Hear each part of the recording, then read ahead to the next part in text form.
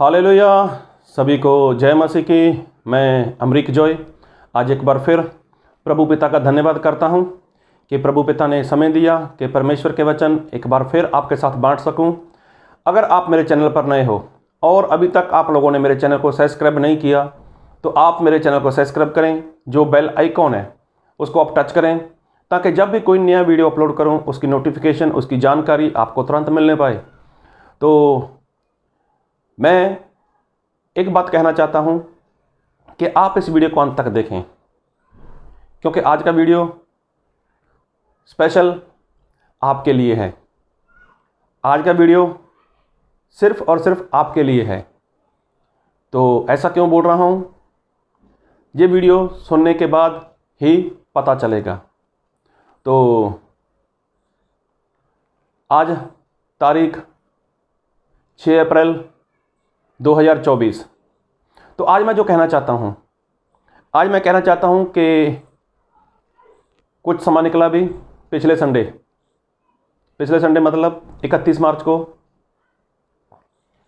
लोगों ने मतलब जो मसीह को मानते हैं, जो मसीह के ऊपर विश्वास करते हैं, सभी लोगों ने ईस्टर मनाया। ईस्टर मतलब कि प्रभु यीशु मसीह के जी उठने का दिन। तो सभी लोगों ने बड़े धूमधाम के साथ, बड़े जश्न के साथ, बड़ी खुशी के साथ ईस्टर को सेलिब्रेट किया।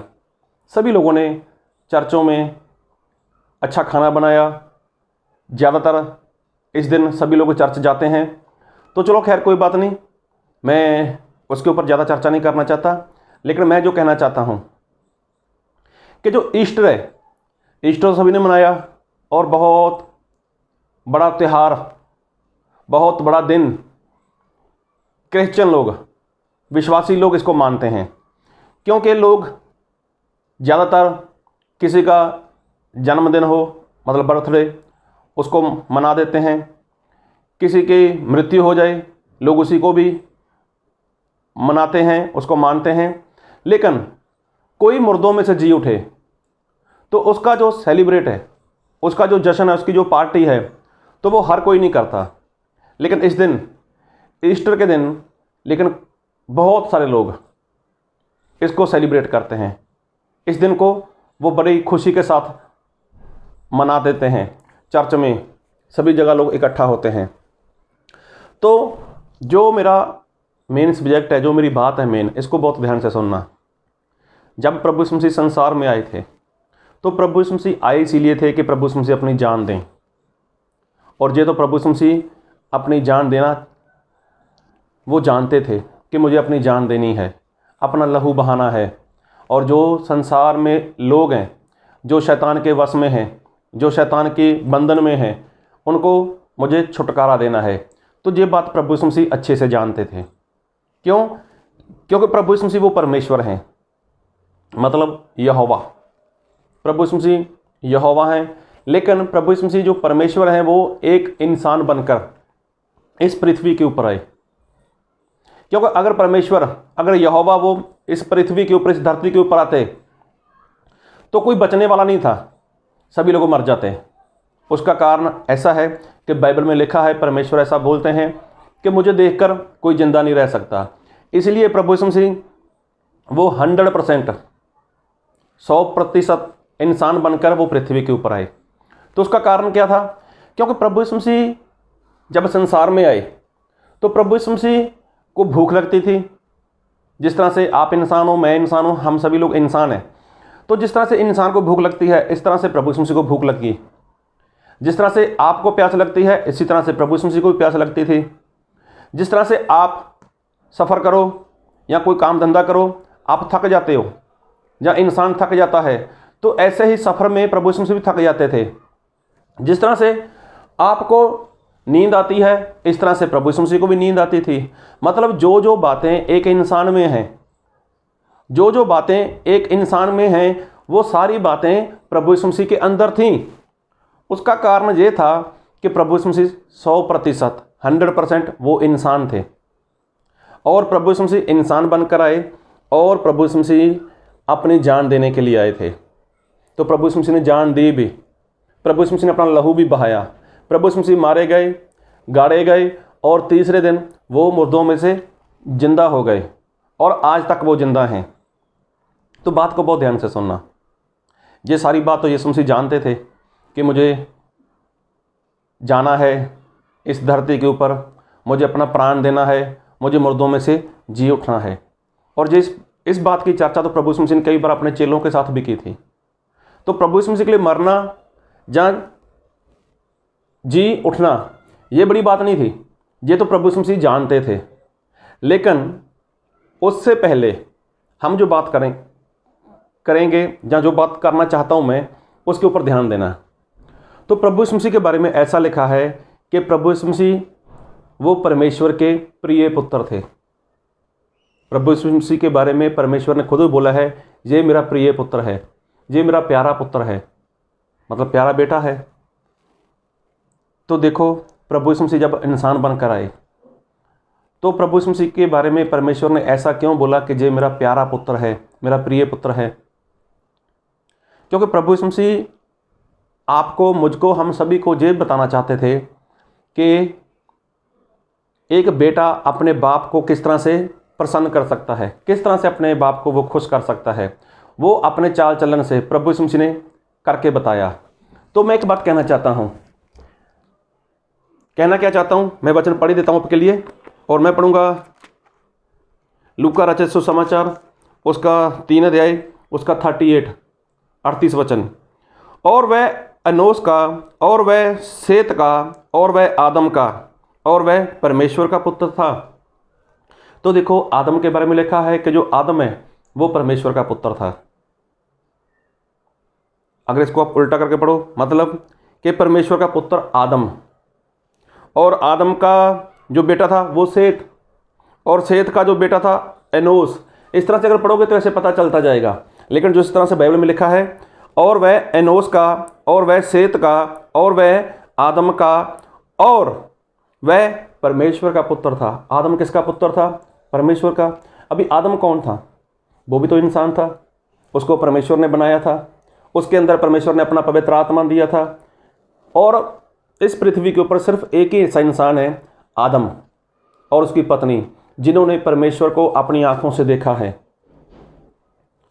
मतलब 100% पवित्र थे। कौन? आदम और उसकी पत्नी हवा। अभी देखो यहां पर लिखा है आदम परमेश्वर का पुत्र था। तो आदम के लिए परमेश्वर ने क्या बोला था कि अदन वाटिका में सारे फल खाना, लेकिन एक जो फल है अच्छे और बुरे का जो पेड़ है उसका फल नहीं खाना। तो क्या आदम ने वो फल नहीं खाया? आदम ने फल खाया, उसकी पत्नी ने फल खाया, मतलब फल खाया, उन लोगों ने पाप किया। आज की जो मैं बात कहना चाहता हूं, इस बात को बहुत ध्यान से सुनना। ये बात बहुत भारी सी बात है। ऐसा नहीं कि आप इसको समझ नहीं सकते, आप समझ सकते हो। परमेश्वर आपकी सहायता करेंगे। आदम जो परमेश्वर का पुत्र था, तो क्या आदम ने परमेश्वर के हुक्म की, मतलब जो आज्ञा थी, क्या उसको उसने तोड़ा नहीं है? जो परमेश्वर ने आज्ञा दी थी, जो परमेश्वर ने हुक्म दिया था, क्या आदम ने उसको तोड़ा नहीं है? चाहे वो परमेश्वर का पुत्र था। लूका रचित सुसमाचार उसका 3 अध्याय उसका 38 मतलब 38 वचन पढ़ना। तो वहां पर स्पष्ट लिखा है कि आदम परमेश्वर का पुत्र था। लेकिन पुत्र होने के बाद भी आदम ने क्या किया? परमेश्वर के खिलाफ पाप किया। तो परमेश्वर प्रभु यीशु मसीह के बारे में क्या बोलते हैं कि ये मेरा प्रिय पुत्र है, मतलब ये मेरा प्यारा बेटा है, मेरा प्रिय बेटा है। तो जब प्रभु यीशु मसीह 100% इंसान बनकर आए, जब प्रभु यीशु मसीह 100% 100% इंसान थे, जो इंसान के अंदर आज कमजोरी है वही बातें प्रभु यीशु मसीह के अंदर भी थी। कमजोरी थी प्रभु यीशु मसीह के अंदर। उनको भूख लगती थी, वो थक जाते थे, उनको प्यास लगती थी, उनको नींद आती थी। ये सारी बातें प्रभु यीशु मसीह के अंदर थी। वो भी तो परमेश्वर के पुत्र थे। लेकिन प्रभु यीशु मसीह परमेश्वर के पुत्र कब ठहरे? प्रभु यीशु मसीह के पुत्र कब बने? तो क्या प्रभु यीशु मसीह गलती नहीं कर सकते थे? क्या प्रभु यीशु मसीह से पाप नहीं हो सकता था? प्रभु यीशु मसीह से गलती हो सकती थी। क्योंकि जब आदम जो परमेश्वर का पुत्र है, जो 100% 100% परमेश्वर का बेटा कहलाता है, और जो 100% ही पवित्र था, जब वो गलती कर सकता है, जब उससे पाप हो सकता है, तो क्या प्रभु यीशु मसीह से भी गलती हो सकती थी? हो सकती थी। जी हाँ, आपने सही सुना कि प्रभु यीशु मसीह से गलती हो सकती थी, लेकिन प्रभु यीशु मसीह ने कोई गलती की नहीं। प्रभु यीशु मसीह ने कोई पाप किया नहीं है। लेकिन प्रभु यीशु मसीह के बारे में लिखा है, ये मेरा प्रिय पुत्र है। लेकिन प्रभु यीशु मसीह ऐसा नहीं कि प्रिय पुत्र बन चुके थे। कई बार तो जब प्रभु यीशु मसीह के बारे में ऐसा बोला जाता था, ये परमेश्वर का पुत्र है, तो वो अपने बोलने वाले को मना कर देते थे, अभी मत बोलो, मेरे बारे में ऐसा मत बोलो कि मैं परमेश्वर का पुत्र हूँ। क्योंकि सही में प्रभु यीशु मसीह को परमेश्वर का पुत्र बनना था, लेकिन कब बनना था? मैं एक वचन पढ़ूंगा आपके लिए, रोमियो उसका 1 अध्याय उसका 4 वचन। और पवित्रता की आत्मा के भाव से मरे हुओं में से जी उठने के कारण सामर्थ्य के साथ परमेश्वर का पुत्र ठहरा। तो देखो, प्रभु यीशु मसीह परमेश्वर के पुत्र ठहरे। कब ठहरे? जब प्रभु यीशु मसीह मुर्दों में से जिलाए गए, तब वो परमेश्वर के पुत्र ठहरे। एक बार फिर पढ़ना चाहूँगा। और पवित्रता के आत्मा के भाव से मरे हुओं में से जी उठने के कारण, देखो, मरे हुओं में से जी उठने के कारण सामर्थ्य के साथ परमेश्वर का पुत्र ठहरा है। तो देखो यहाँ पर लिखा है, प्रभु यीशु मसीह मुर्दों में से जी उठने के बाद परमेश्वर के पुत्र ठहरे। तो प्रभु यीशु मसीह ऐसे क्यों रोकते थे कि मुझे प्रकट मत करो कि मैं परमेश्वर का पुत्र हूँ? क्योंकि प्रभु यीशु मसीह जानते थे, जब तक मैं अपना लहू नहीं बहा देता, जब तक मैं अपने प्राण नहीं दे देता और मुर्दों में से मैं नहीं जलाया जाता, मुर्दों में से मैं नहीं जिंदा हो जाता, तब तक मैं अपने आप को परमेश्वर का पुत्र नहीं कहलाऊंगा। तो इसका मतलब वो डरते नहीं थे, उनके अंदर कोई डर नहीं था। लेकिन वो ये कहना चाहते थे कि जब मैं मुर्दों में से जिंदा हो गया, तब मैं परमेश्वर का पुत्र सही में बन जाऊंगा, तब मैं परमेश्वर का पुत्र ठहर जाऊंगा। तो देखो, आज के विश्वासी लोग, आज के सेवक लोग तो एक बात को बोलते हैं, परमेश्वर ने हमें अपने पुत्र होने का अधिकार दिया है, परमेश्वर ने हमें पुत्र होने का अधिकार दिया है। अरे मेरे भाई लोगों, सुनो ध्यान से, आपको तो अधिकार मिला है, आपको तो अधिकार दिया है परमेश्वर ने।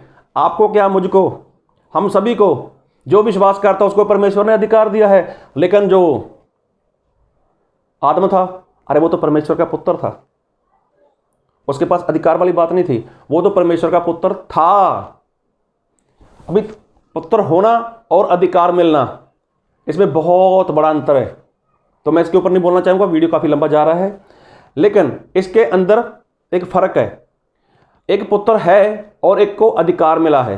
लेकिन आदम तो परमेश्वर का पुत्र था, आप विश्वास करते हो, मैं विश्वास करता हूँ, हम सभी विश्वास करते हैं, हमें तो अधिकार मिला है।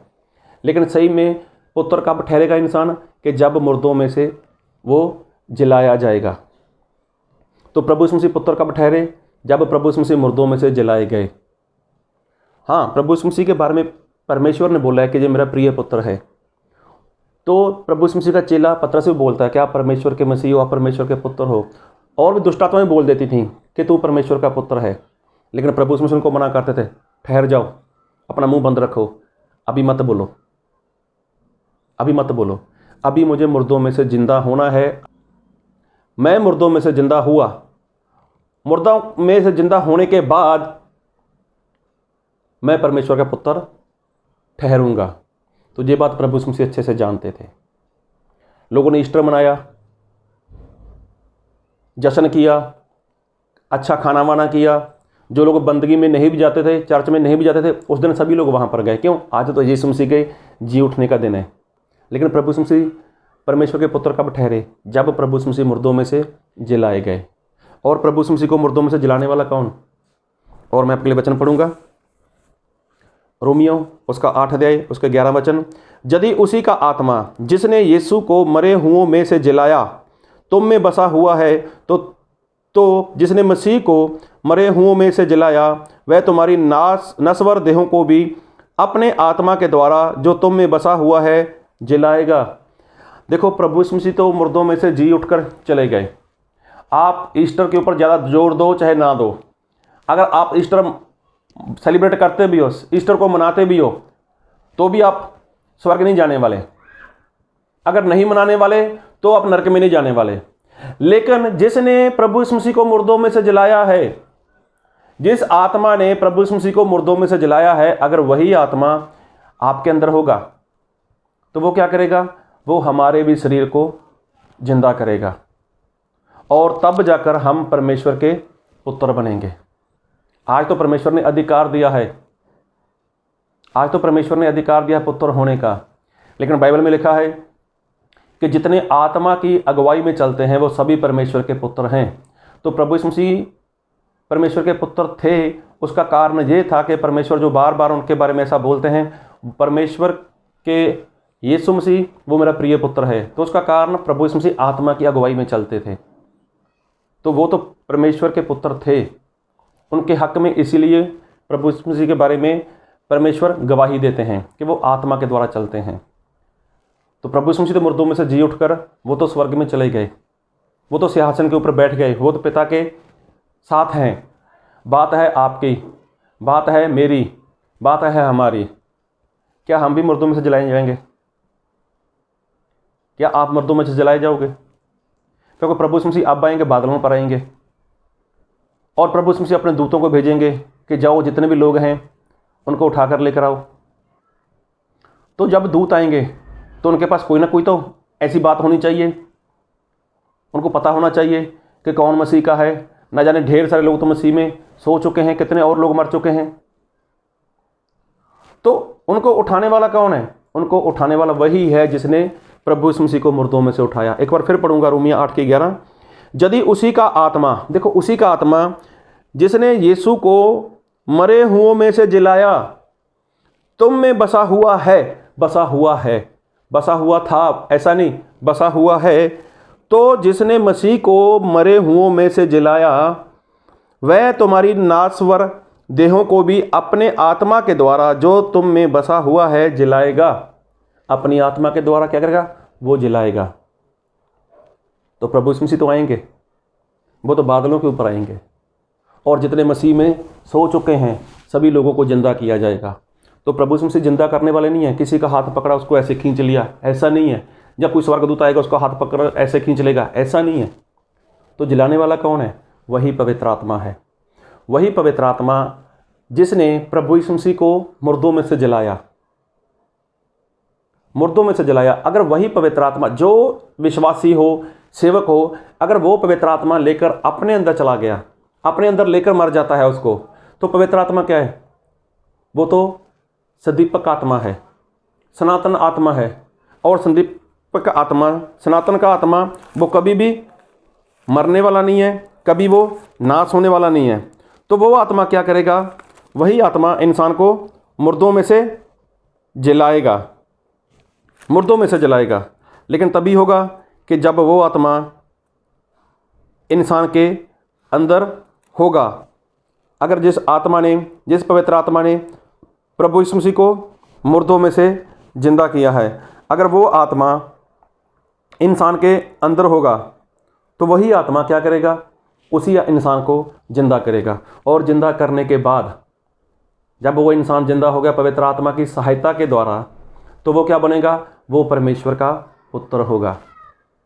आज तो आपको हक मिला है, आज तो आपको हक मिला है, तो हक मिला है तो। लेकिन अगर जो इंसान आत्मा की अगुवाई में चलता है वो परमेश्वर का पुत्र है।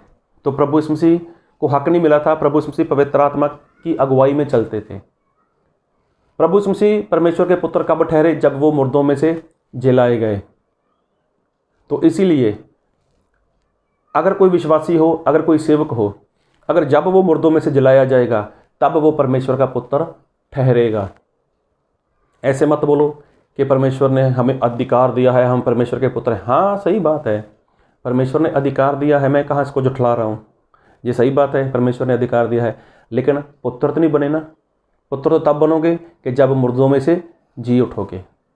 इसीलिए मुर्दों में से जिंदा होने के लिए पवित्र आत्मा हर इंसान को चाहिए, क्योंकि उस पवित्र आत्मा ने प्रभु यीशु मसीह को भी मुर्दों में से जलाया है और वही पवित्र आत्मा हमें भी जिंदा करेगा अगर वो पवित्र आत्मा हमारे अंदर होगा। इसलिए पवित्र आत्मा को लेकर ही मसीह में सो जाना है, मसीह में मर जाना है। लेकिन उसके पहले अगर कोई इंसान मसीह को छोड़ देता है, मसीह से अपना मुंह फेर लेता है या मसीह का इनकार कर देता है, तो पवित्र आत्मा उसको छोड़कर चले जाएंगे। अगर पवित्र आत्मा छोड़कर चला गया, वो इंसान चाहे मर भी जाए, तो उसको जिंदा करने वाला पवित्र आत्मा तो उसके अंदर है ही नहीं। इसलिए उसी पवित्र आत्मा को अपने अंदर ले लो, क्योंकि समय बहुत भयानक आ रहा है, दिन बुरे हैं। इसलिए उस पवित्र आत्मा को अपने अंदर रखो और अंत तक, अपनी मौत तक उस पवित्र आत्मा को अपने अंदर रखो, ताकि जब भी प्रभु यीशु मसीह आए, तो जिस प्रभु यीशु मसीह को पवित्र आत्मा ने जिंदा किया, वही पवित्र आत्मा आपको, मुझको, हम सभी को जिंदा कर कर परमेश्वर के पास लेकर जाए और हम परमेश्वर के पुत्र ठहरें। तो ऐसा मत सोचना कि प्रभु यीशु मसीह वो परमेश्वर थे इसलिए ऐसा हुआ है। नहीं, प्रभु यीशु मसीह इंसान थे, इंसान बनकर आए, तो उन्होंने पवित्र आत्मा अपने अंदर लेकर रखा और पवित्र आत्मा के साथ ही प्रभु यीशु मसीह मारे गए। पवित्र आत्मा के साथ ही प्रभु यीशु मसीह वो दफन भी हो गए और उसके बाद प्रभु यीशु मसीह को पवित्र आत्मा ने जिंदा कर दिया। आदम वो भी तो परमेश्वर का पुत्र था, लेकिन उससे गलती हो गई, उससे गलती हो गई। तो ऐसा जीवन हमें नहीं जीना, आपको नहीं जीना। तो इसलिए पवित्र आत्मा के ऊपर आप ध्यान दो कि पवित्र आत्मा है या नहीं है। तो अगर पवित्र आत्मा है तो बहुत बड़ी बात है। अगर पवित्र आत्मा के बारे में आपको नहीं पता चलता तो कोई बात नहीं, आप मुझे कांटेक्ट कर सकते हो। जितना भी होगा मैं आपसे बात कर सकता हूँ और जितना भी होगा मैं आपकी सहायता कर सकता हूँ। वीडियो पसंद आए तो शेयर करें, कमेंट करें, लाइक करें। अगर नहीं पसंद आए तो कोई बात नहीं, आप डिसलाइक करना। प्रभु आपको बहुत आशीष दे। आमीन।